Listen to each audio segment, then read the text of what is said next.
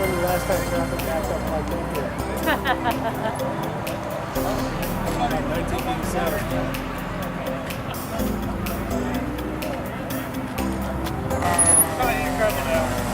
Hey, boy. Goodness.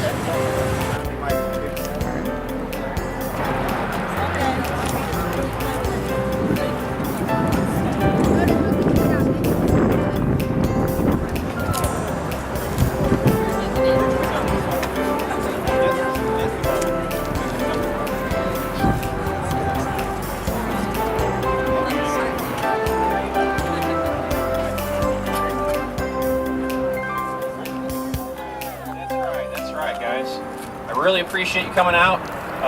This is a monumental task. I can't believe all the people that have shown up for this bridge. It just gives me goosebumps. This is awesome. As you guys may or may not know, we've been trying and struggling to see what we can do to save this old gal. And, you know, we want to kind of help out MoDOT. We're not here to condemn them or anything. We want to do anything that we can to promote the cause, to focus on infrastructure, you know, not just on our historic byways, but throughout Missouri in general. I'm sure the MoDOT guys will tell you that this isn't the only bridge that's suffering from issues. Talk close to the mic, real mic. Talk louder? There you go. Sorry. Should I repeat all that? Okay. So our focus is to raise awareness and to promote this old bridge. MoDOT, unfortunately, has their hands tied. They have a lack of funding, and this bridge here, you know, this is our focus, but it's kind of a poster child for many other bridges and pieces of infrastructure in Missouri that really need a lot of attention. So we would like to see this bridge get saved. We'd like to see it in use again. That would be nice.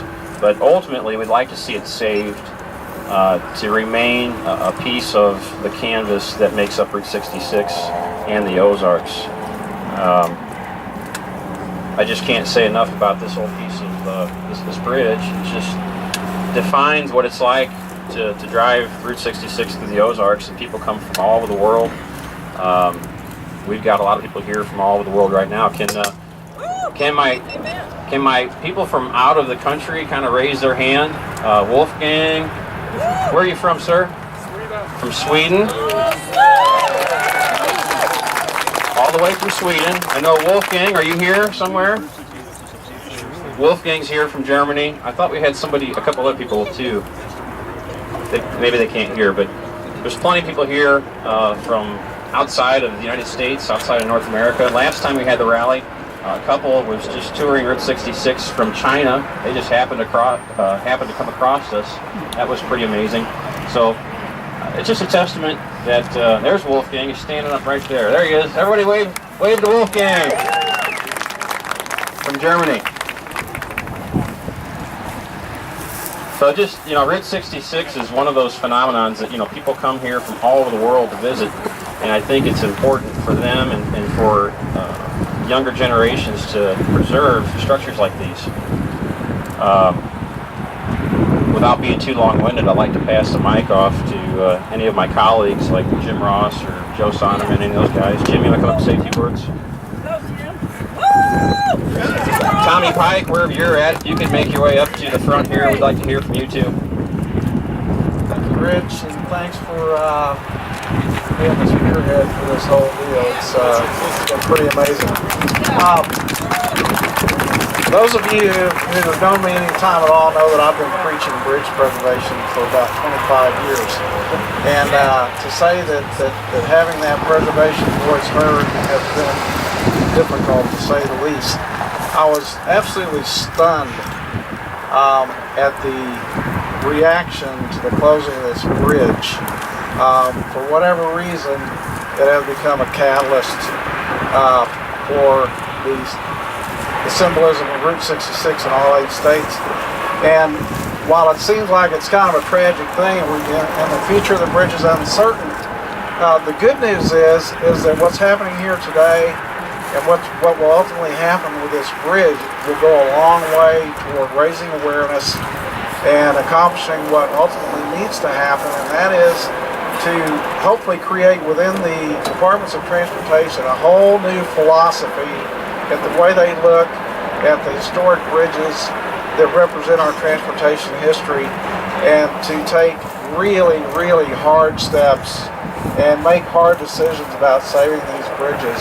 And I think what's happening here today is just fantastic. It's exactly what needs to happen.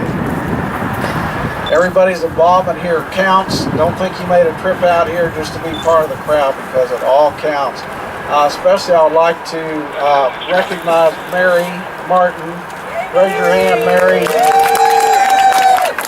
Mary assumed the responsibility of starting a National Register of Historic Places nomination for this bridge, and that is no small task. It's a big responsibility, a lot of work, and it's lonely work, is it not, Mary? Lonely work, isn't it? Yes. So thank you to her and everybody that's been here, and I will now happily pass this off to, where's Tommy? Tommy Pike. Would you tell everybody where Mary is from, where she was traveling from? I'm from Oklahoma. Mary.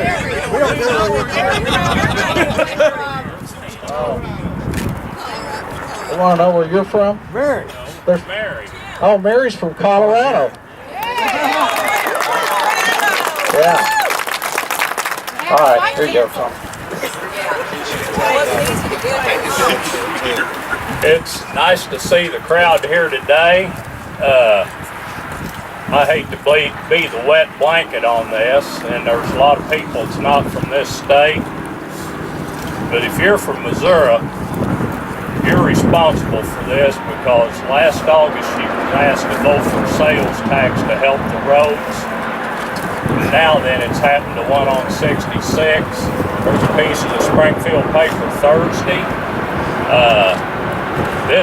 There's 600 bridges that's in jeopardy of being closed in the next 5 years. So you're going to be busy going to all those, because I think you should take as much interest in those as you do this one, because it all affects this state. And if they'd voted in the sales tax,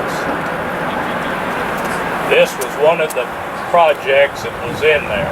So if you voted against it, you shot yourself in the foot.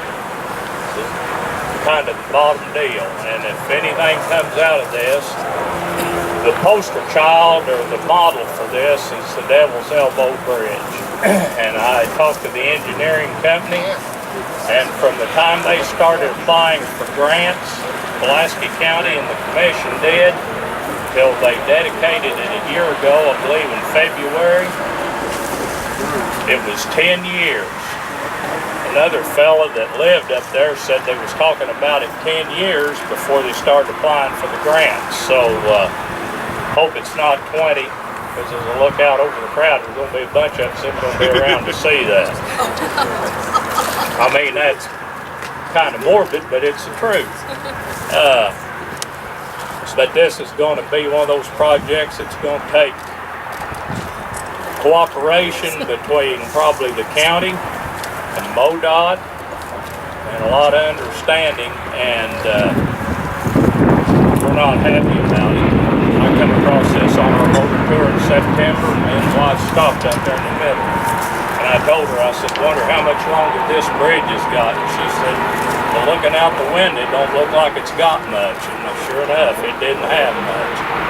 So all I can tell you is I'm glad you came. And to really tell you that there's an avenue that can be taken, I think there is, but I wouldn't guarantee it.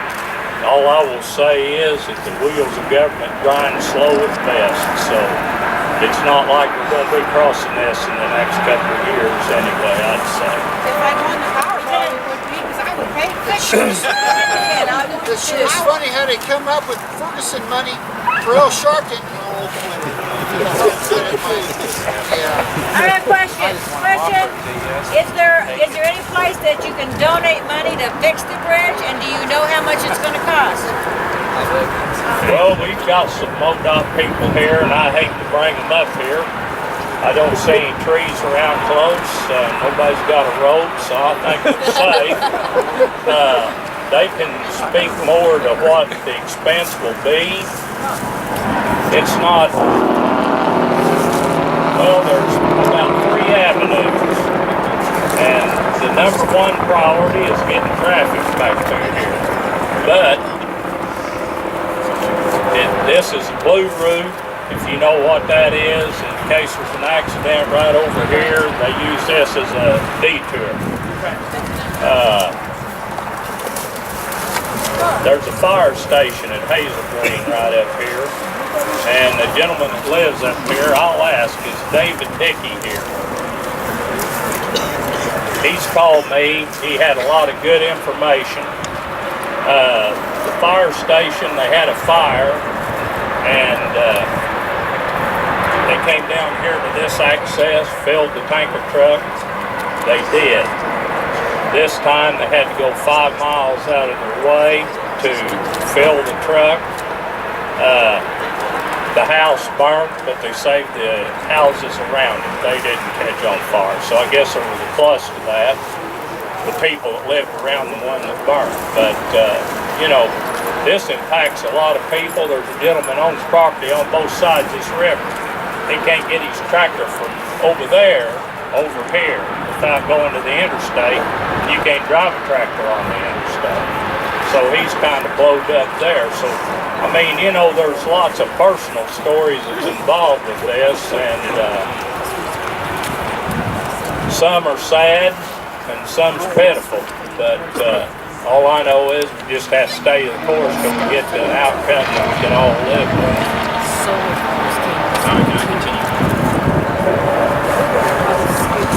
All right, thanks, Tommy.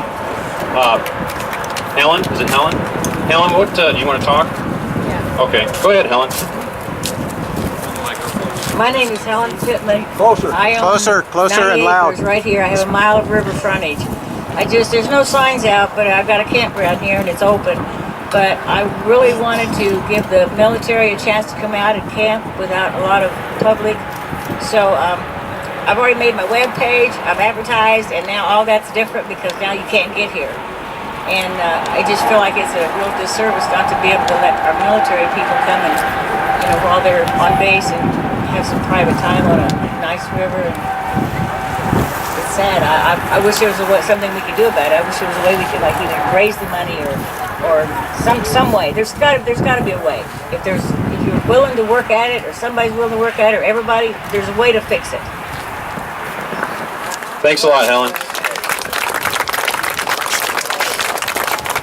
You know, MoDOT can't accept any private money, but we're planning on forming a committee later this evening, a unified committee that's going to take on the task of promoting this bridge and doing whatever we can to assist MoDOT in getting the funding they need to restore this route as a bypass, because that's the main thing here that we're looking at. We need to restore this route for Route 66 and for the community here locally, fire department, agriculture, the whole 9 yards.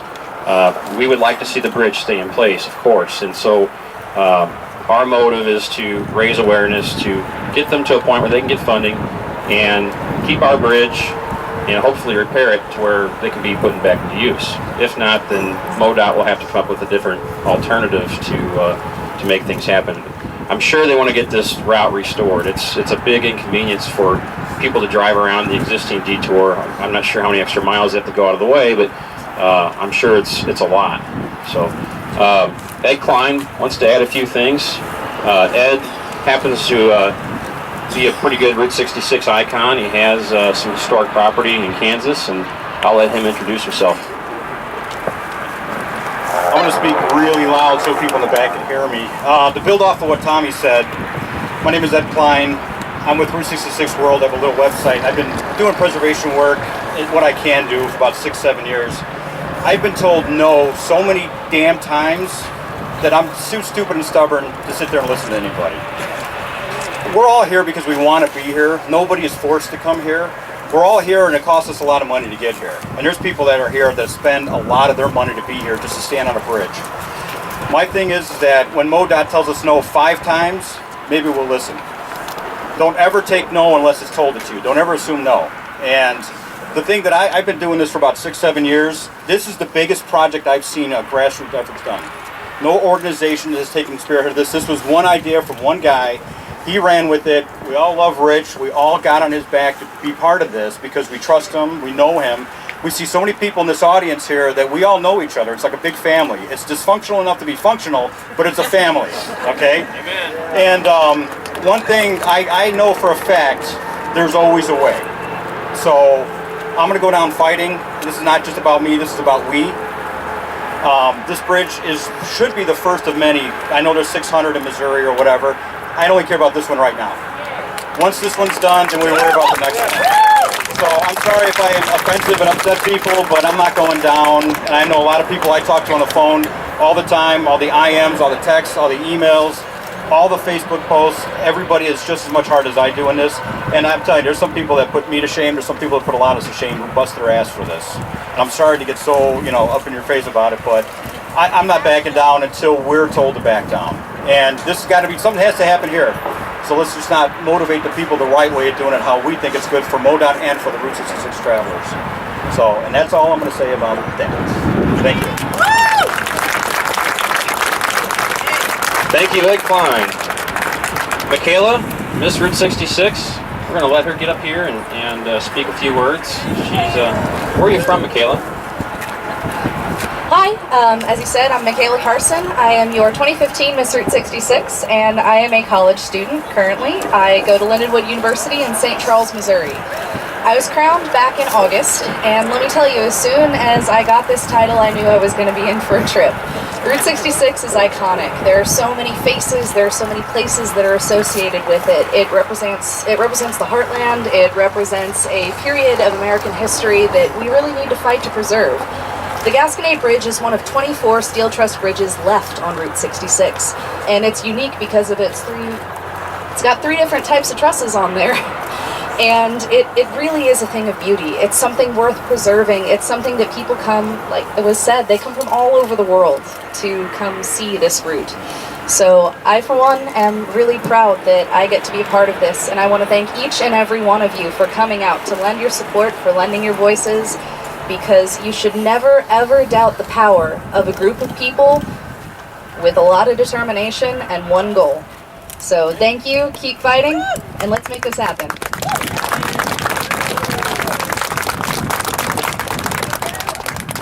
Thanks, Michaela. Anybody else like to talk real quick, unless I throw somebody in the bus? Rich. Kumar Patel. Kumar, Come on down. California? Let me give you an introduction for those of you that don't know Kumar. You want to do it? Yeah, my family. Yeah. Who can hear me? Yeah. I really didn't know what was going on. I didn't know what was going on. I just came out to support Rich. He does a lot of crazy things for the road.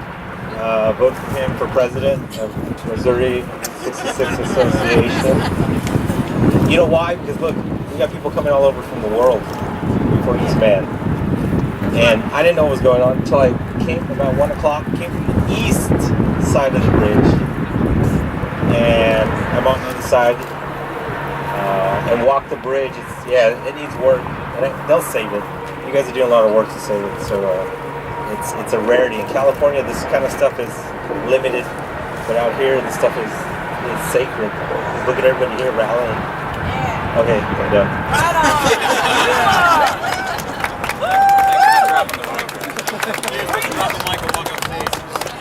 Next, the famous author, Joe Sonderman. Come on down.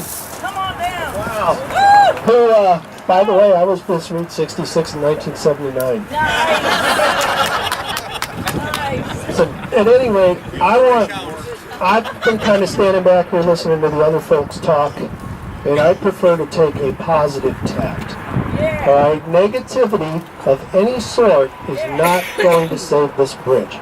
Yeah. All right. I also want you to do something else. I want you to look around this beautiful day and think how lucky you are to be standing on the most famous road in the world. This is not asphalt. This is this. That's what. She always could do that to me. But I mean, this is not just asphalt. All right, this is a ribbon that tied this entire country together. This is from an era when we were the greatest nation on this earth, respected by our friends, feared by our enemies, and we have sort of gotten away from that sense of community. We all sit behind our computers and our noses are in our iPods when we travel, and we're not taking time out to appreciate. But because of you folks coming here today and the awareness that it creates, more people might slow down, appreciate life, and realize that it begins at the Interstate 44 off-ramp. And I want to thank everybody for coming out. I particularly want to thank MoDOT. They have gone out of their way. I know I'm not the most objective person in the world, but Ed Hassinger is here, and that speaks volumes. Okay, they care. If they didn't care, they wouldn't be here. All right? If there was money to fix this thing tomorrow, they would do it. All right? And we wouldn't need to be here. But it's going to take a cooperative effort. It's going to take positivity. I'm confident that the person who's going to save this bridge is here today. We just haven't heard their idea yet. Somebody will step forward. Something will happen. But you've got to be aware. You can't give up, and you can't get negative and let things get you down. Because there's too much negative energy in this country today as it is, and we're all divided. But in this case, we're united. We have a cause, and we'll see it through. Yeah, Joe!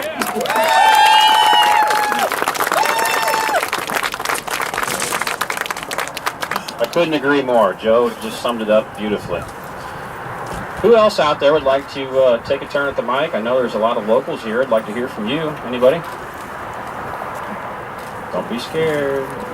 Don't be frightened. We won't hurt you. How about Ramona Lehman? Ramona! Auntie Ramona! She's coming on down. Woo! Where is she? Right behind you.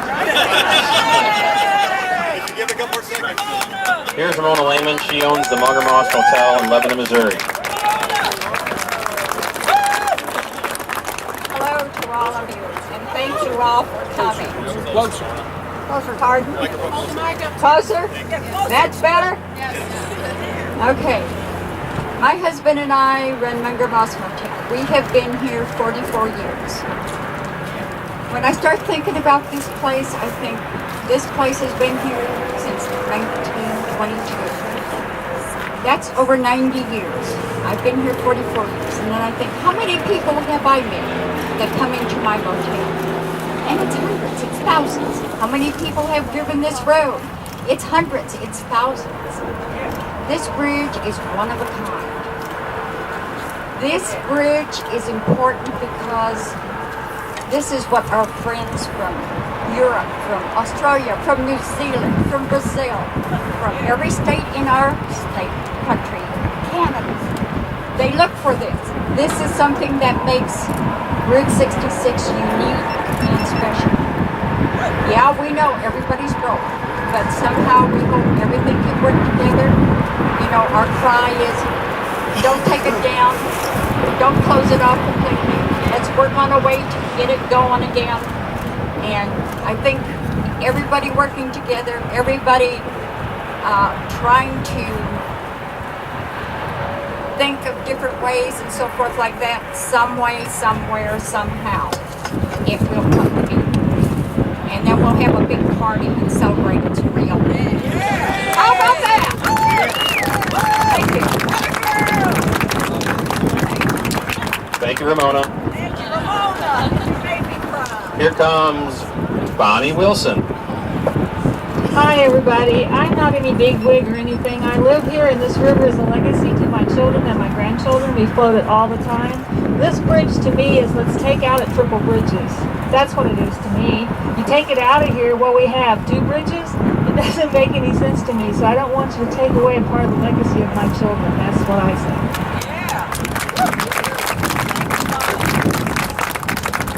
Thank you, Bonnie. Any other locals here that'd like to kind of take a chance? Here comes it's Chuck, right? Come on, Chuck. Thank you, Chuck. I'm not used to doing this, but nonetheless.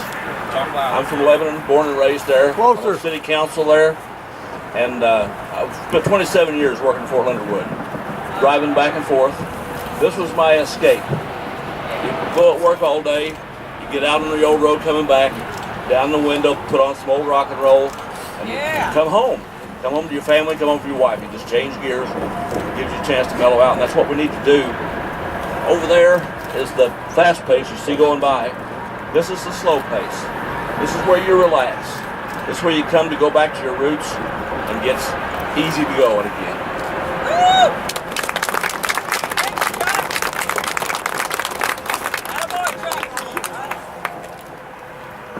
I'm not a big wig either. I'm just a little old local hick. I've lived here for all my life. My grandpa used to tell me that when they built this road, he and a friend would sit up there at Hazel Green, and the other old man said, "Reckon there'll ever be more than 12 cars go over this road?" I'd like us to keep this bridge. Let's show them how many more of us can go over it. Let's keep it for all of our generations. Thank you, Mary. I want to expand a little bit on what Chuck was saying. You know, he says, you know, that's the fast pace over there, the interstate, and this is the slow pace. And again, I want to reinforce the fact that people come here from all over the world to experience that slow pace that we're talking about. They bring motor tours. They go back and tell their friends. This is a huge tourism issue. They want to come here and experience that slow pace, experience that time capsule that Route 66 is. And, you know, this bridge really represents the essence of that.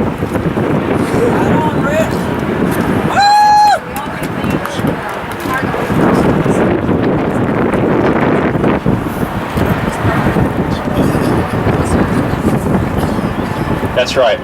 Like Ramona was saying, this is an icon bridge, you know, for the Ozarks. And there's no other bridge quite like this one, especially with the, you know, 3 different types of trusses. You just don't see these types of bridges. Come on up, Jim. Jimmy! Some of the things that have been said here have triggered some thoughts in my mind. And one of them, I think Mary mentioned about there's not that many truss bridges left on Route 66, which is true. There are even fewer mixed truss bridges like this one. We absolutely cannot afford to lose an icon like this. As Rich said, people come from all over the world. I don't have my information with me. Some of you know that I've just completed a book on the bridges of Route 66, which will be published next year. But I can tell you that there are probably not more than probably 6 or 8 mixed truss bridges still on Route 66 from Chicago to LA. So, you know, the term poster child's been used a lot, but by God, that's what we have right behind me here. And we just can't lose this bridge. Whatever it takes, we got to get it done.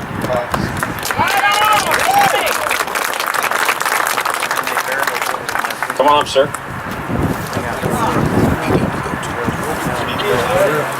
My name's Andy Cruz. I'm from Conway, Missouri. I was born and raised in Lebanon. Put the mic up in your face. Been a lifelong resident in Gasconade County, several being away for service.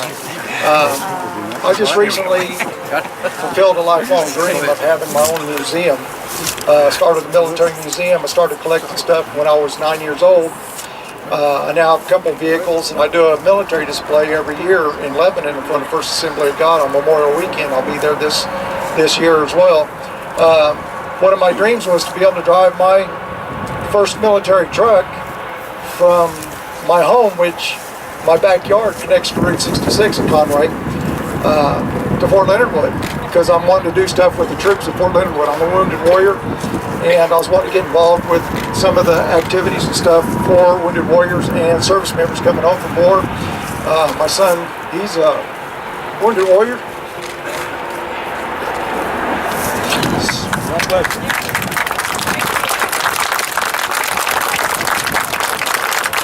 He's currently fulfilling the job of company clerk. while he's in evaluation for the next 6 months on whether he's going to be discharged or not. But he's third generation Marine. Anyway, it's important that we understand what this road did for our country during World War II. From Jefferson Barracks to Fort Chaffee, or not Fort Chaffee, Camp Crowder, excuse me, I'm sorry, to Camp Crowder. Camp Crowder was the largest military installation in the United States in World War II. It's also known as Camp Swampy in the comic strips, Beetle Bailey. The very history of that still stands, where Beetle Bailey's barracks still stand, and the facility where he ate at. Those convoys used to roll between Jefferson Barracks and Fort Leonard Wood when Fort Leonard Wood was built in 1941. This was the road. This is where everything came. When the trucks came, a lot of them got shipped by train, but a lot of them came by the roadway here too. And our convoys and stuff, supplying our troops, and our troops shipping out to go to war to all parts of the world during World War II, happened right here for the state of Missouri. And our state fed into other states. So we have to also remember the military history here. I'm wanting to take my convoy from my home to Fort Leonard Wood on this road, on this bridge. That's how important it is to me. Thank you very much. You know, we're hearing from all ends of the spectrum, you know, about this bridge. You know, people that grew up near the bridge, people that travel the bridge, people that are interested in preserving Route 66. You know, I feel like it's important, though, if we could hear just a few words from the MoDOT fellas. You know, Ed and Bob are here. If they could come up and just give a few words. And guys, let's, again, like Joe says, let's be very positive, encourage them, uplift them, and let's hear what they got to say, because, you know, we're all in this together. Hey, thanks so much. It's great to be here. I'm the chief engineer for MoDOT, and Dave Sylvester here is the central district engineer that's in charge of all of the stuff in central Missouri. But let me tell you what, it's great to see so many people out here, but without money, nothing's going to happen to this bridge. And there is a lot of discussion going on in Missouri about funding infrastructure. In fact, right now in the legislature, there is some discussion about raising the gas tax. Utah raised theirs last night, 5 cents a gallon. With that kind of money, we can start talking about the options of how we take care of this bridge. But without money, there is no option. So we've got to get some funds for transportation so we can start talking about, there's a lot of creative people that cooperatively between your group and the great people we have working at MoDOT, we can figure something out. It's just going to take some funds. So Dave and his team have got a lot of options, but they're sitting on the shelf until we can figure out a way to put these kind of roads. We've got 5 bridges in this state right now that are closed with no option to open. None. They're going to remain closed until we can figure out a way to do that. So until we can get to that point, we can't start talking about the creative ways to get this stuff done and working with you to do that. But we do have a lot of good ideas, and I know you've probably got a lot of good ones too, so I would love to have that discussion with you. But first, in the next 3 or 4 weeks, we've got to have the discussion about, are we going to fund transportation in Missouri? Are you talking about funding all the bridges before you can fix this one? No. So how do we fund just this one? I mean, how is there a fund set up to fix just this one? Well, we have 34,000 miles of road and 10,000 bridges to take care of. I can tell you that if we get enough money to take care of all that, this won't be a problem. Can we fix just this one? No, I can't just fix this one. What I'm saying is, you have to have the money to fix all the bridges before you fix this one. Well, we've got 5 bridges closed, and what I can tell you is the first things we're going to work on are the 5 that are closed. That's what I can tell you.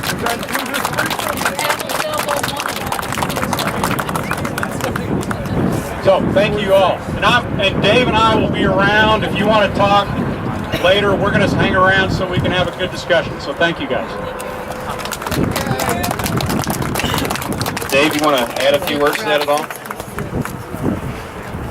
Absolutely. And to echo what Ed said, there are a lot of people here with a lot of passion. And we've heard from a lot of folks this morning. Sweden, where's our Sweden?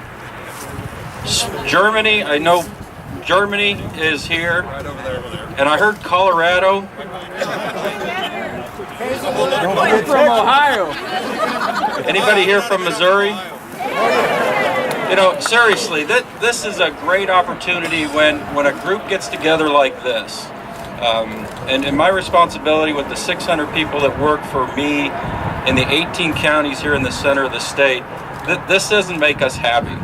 This is not something that we want to do or like to do.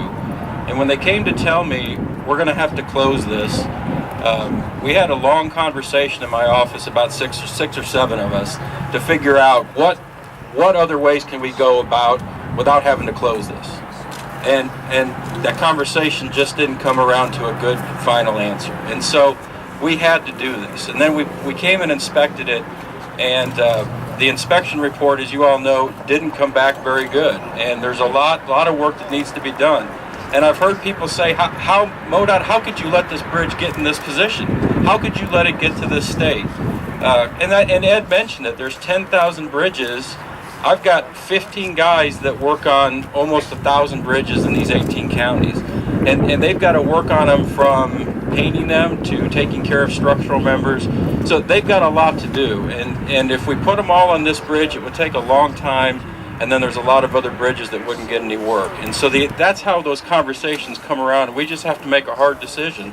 I like what Ed said. You heard it. If we can get more funding, and there's a lot of folks here that have opportunity to talk to your legislators. If we can get funding, this is one of the first 5 bridges that we fix. And that's exciting for the folks that work for me. That should be exciting for absolutely everybody here.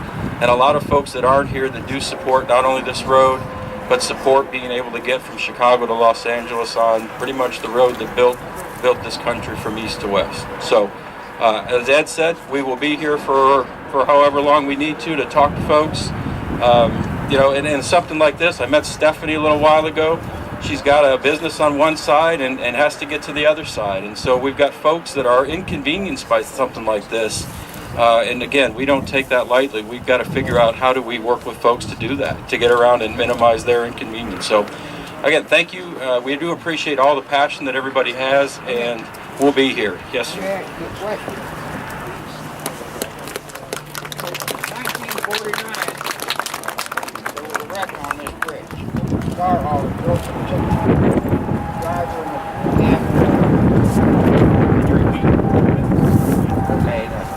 In 1949, there was a wreck on this bridge, and it was a car hauler, and it broke in two, and the cab and the engine and what have you went over the river, and the trailer and what have you stayed on, and it moved the bridge 3 inches, and it was used ever since 1949. The bridge never got put back. And you say it's condemned? That thing's been moved since 1949. Well, now we'll have an opportunity to put it back if we get some more money. You got money. We wish we did. We wish we did. My father was the first one to sue the state of Missouri over the interstate system. And it took 25 years to settle it because they wouldn't come and do anything about it. You can find money. It's there. We'd like to. Thank you.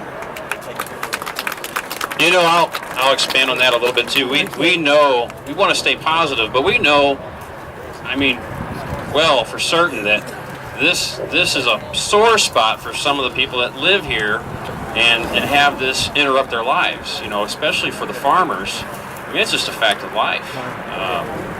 But like Joe said, we're not going to get anywhere by getting into shoving matches or pointing fingers. You know, we got to look to the future and find funding. We need to probably take some steps. I would encourage everybody here to write your legislator. You can do it really easily now online, or even better, like Tommy's always said, get you a piece of paper out, get you a pen, and just write a nice little short letter telling your legislator, your representative, how you'd like to save this bridge, and how important it is to you. Those types of things make a difference. But these guys they're not blowing smoke. They went from billions of dollars in budget down to hundreds of millions of dollars in budget. And, you know, that's like, you know, in like real people budgets, that's like one day you got $100 and now you got $1. You know, that's a huge slashing there. So we need to take measures, everyone, to contact representatives and let them know how important it is, whether it be based on tourism, agriculture, fire safety, general transportation. I mean, the facts are facts. We're talking about building a football stadium up in St. Louis right now for a football team that probably doesn't even want to be here, you know? But yet, how are we going to get there if we don't have bridges and roads to get to go see the football game? This is a practical approach. Bridges, roads, culverts, all that infrastructure should come first. Football stadiums can come last, or they can fund it themselves. I don't know why they need our money.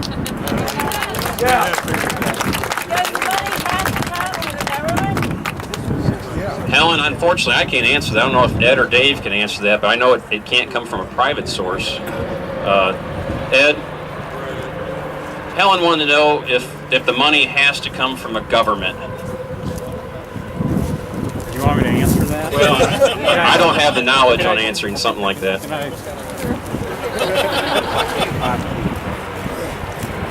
You know, somebody else asked me that question. Could somebody donate, you know, material and stuff like that? I would say that nothing is off the table. You know, there's always hurdles to doing that. I mean, there's all kinds of government regulations and things like that. But we're a pretty creative organization. We get some pretty amazing things done. So I would say at least consider it. And I'll tell you, from my standpoint, I'll keep an open mind. How's that?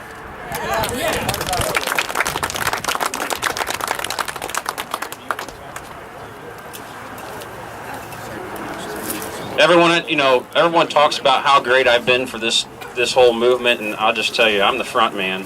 You know, I've seen some bridges get torn down or get defaced or maimed, however you want to call it. I'm really passionate for Route 66 bridges. But there's some good, hard-working people here that are really in the trenches trying to make this happen. Judy Walmark's one, and Mary Martin over here to my left, she's another one. And here you go, Mary. Thanks, Rich, for that awesome introduction. Just a few things. When I came out here from Colorado last night, I said to myself, I had a minor panic attack. I don't know a soul here in this group.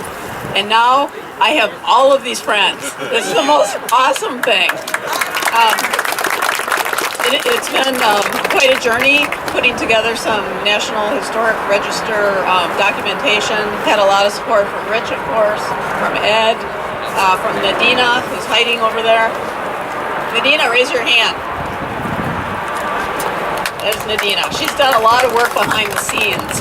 I just put the document together, put the press release together to make it happen. You know, it's about teamwork, it's about passion, it's about support, it's about our history. So thanks everybody for being here. Thanks a lot, Mary. Yeah, she worked really hard to try to get this application for National Register of Historic Places going for the bridge, and we continue to work on that up to this very moment. I'll just add that later on this evening at 5 o'clock, when we conclude this rally over at the Lebanon Library, we'd like to form a group of individuals into making a united committee that can work on this together and keep the public apprised as to what's happening and how we need help. Another person who's here down from Washington, D.C., he's worked very hard to try to get things to happen, and I don't know if he'll want to come up or not talk. Rick Freeland. Oh, Rick. Great guy, Rick Freeland.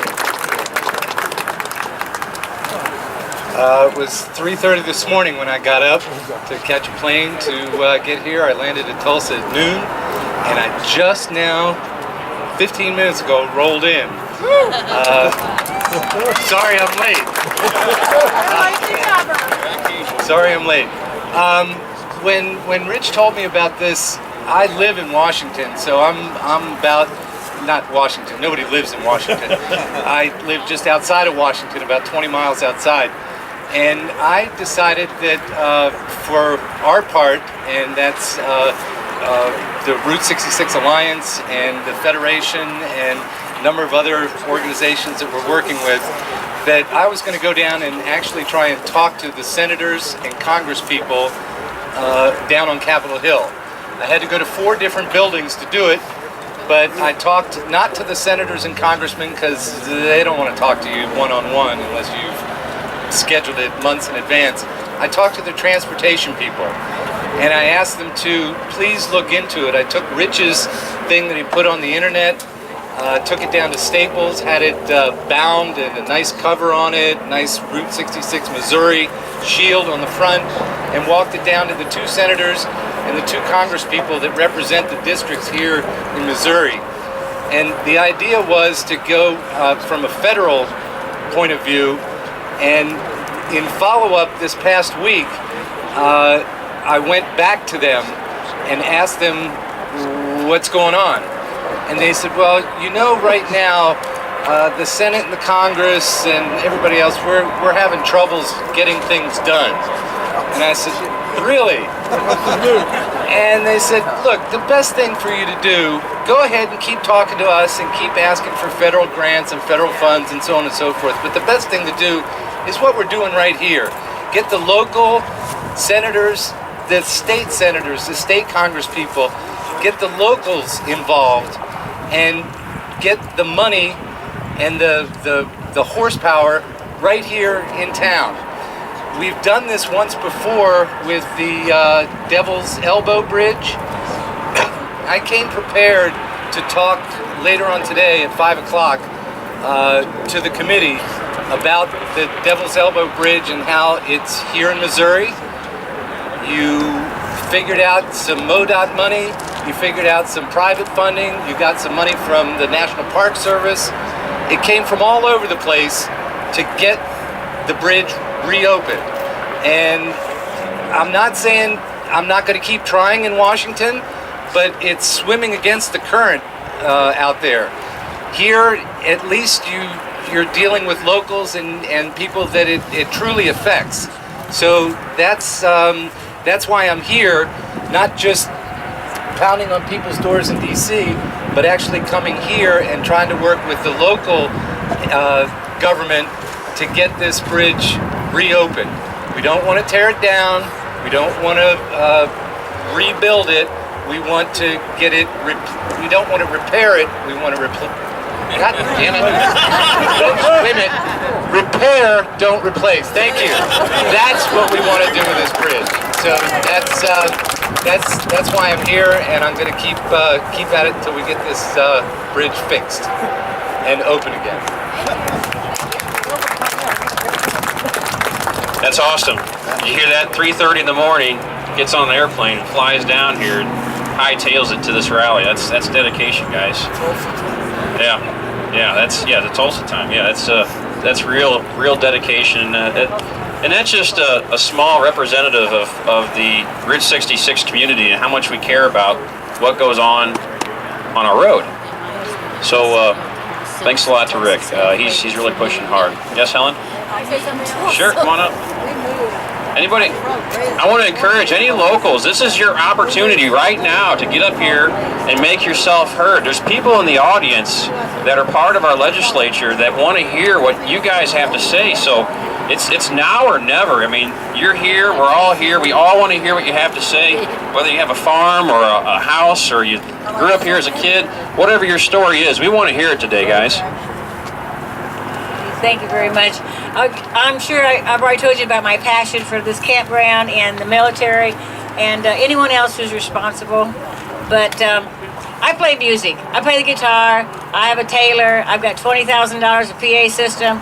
I've sang before thousands of people. I play mostly bluegrass and old-time Christian gospel. And I would like to challenge somebody out here that has a good mind to just sit quietly and think of a song. Let's think of a song that will save this bridge. Let's get together a band. Let's have a rally. There's just nothing that's impossible. I have been to Alaska 4 or 5 times. I've driven it by myself. There is nothing you can't do if you put your mind to it. Thanks, Helen.